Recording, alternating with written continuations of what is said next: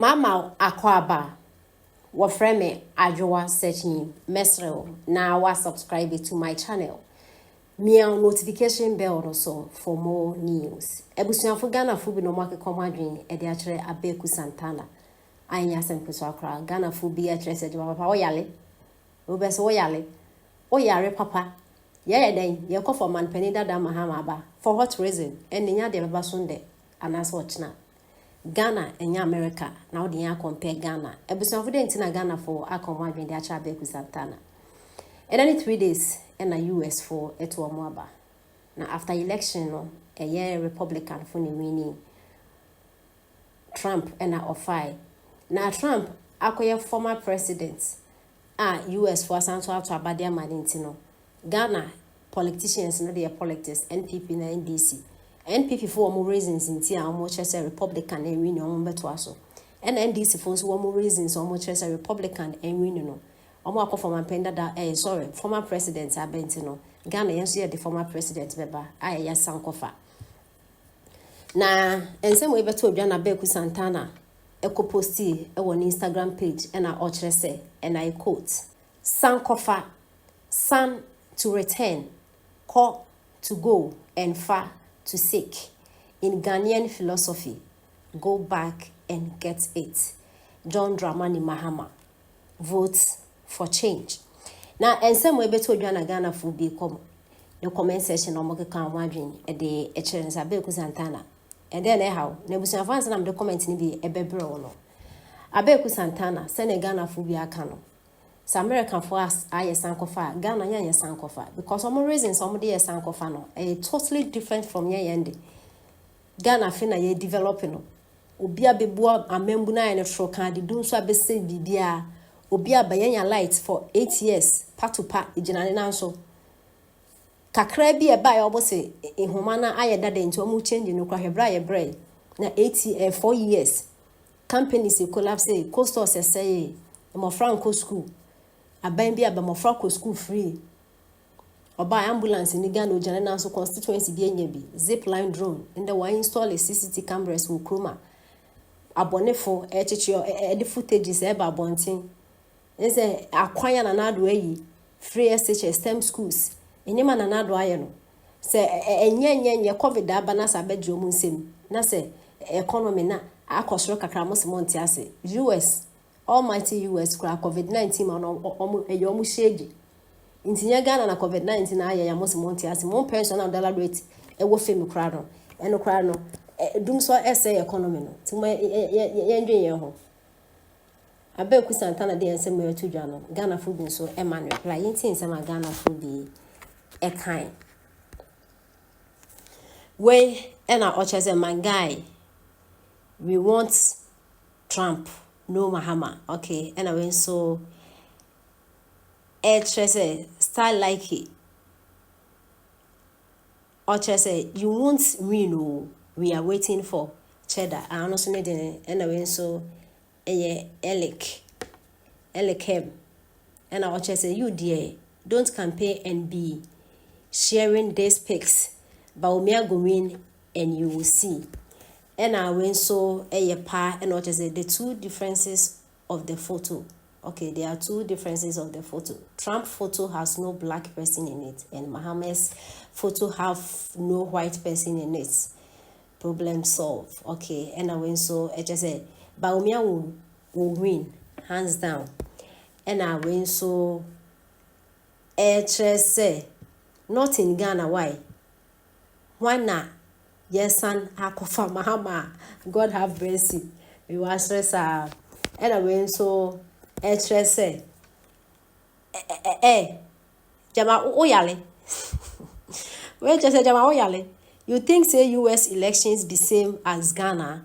Into no way Abeiku Santana bibi jojo o mapenda da Mahama de yankofa ne mbande ana so ochira na ewachira sa media house no ayene dia normally ye fa nipa o mote so o mo kasa no na ye ni mo even producers omo ye adwuma behind the scenes no omo ani mo bi a ote ne din once a while be say presenters ni acknowledge omo producer but the onim no e de ote afidie no so enti omo ye adwuma ho no mo kra no nye omo nyina no mo ehu omo how much the words are becoming too much omo stations no on say your mrante bi wa manone bi omo no mugu amanone no mu di atem bi di penny bi atem fine well, people have just written them off social media ne dey but why would take kroma ya referring to people of repute abra ma bono umobi just for the fact say you be a microphone amounting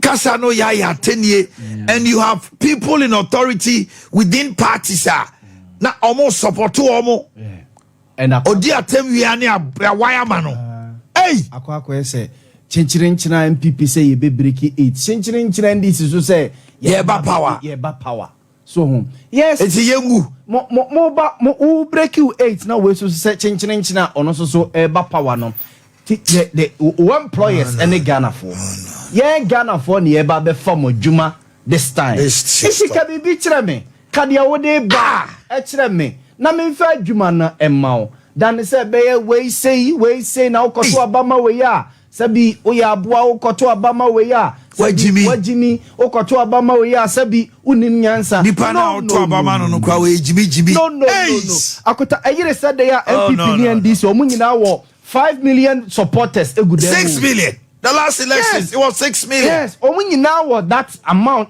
what that vote no egu onom the aka floating voters no a and they are so discerning. Yes. You don't insult to get their votes. You give them policies. Udi atem no ana okonya 6 million votes na ufi so me NDC core members no ana MPP core members udi atem we na okonya MPP o core members 6 million ni we are sa 6 million no e mo we ni elections unya additional ebi abe 1 million bi unya additional 2 million bi no a egum fifi honom no a o me floating voters na omonya members of various parties no who here ono so no yes omo so na ye the elite class ne ono no kodi atem kire na on fiu kura obema ade no kra ye na hia ye na bufu it's becoming too much atna anoya ne ya do too much anoya no say the issue is politicians and I so you say the hawks na omo di atem na omo ye yi ka ye there and it is not our business yeah mum no obetima kire wadwene so obetima akase bia say ubusa questions you're probing you're interrogating issues anano Dr. Mahmoud Baumia e wo srem otonkra se ohia John Mahama for day a debate we shall more video na mama mintie yes yentie to a date with John Mahama menshia ya toaba sa first ba ne bumbako in the choice sa delegates for no e bi toaba nyade enyene enti ama experience yede e wo hono na media de meka ne se obia obontoa se ye ntoaba ma no eye kwasiada enhwe se kasefi anase bia kasebubro bia nyeden empimfi na no nyeden emba no cry because obi anim say abato de eye tefra wiase wa mutua ezo de odaya inti se oma kasefi bi epiefi wa no ba na se unua ekoko wenia ebasa o koni nchen krasi ese ye nkabo ma anase bia reconciliation na bibi ese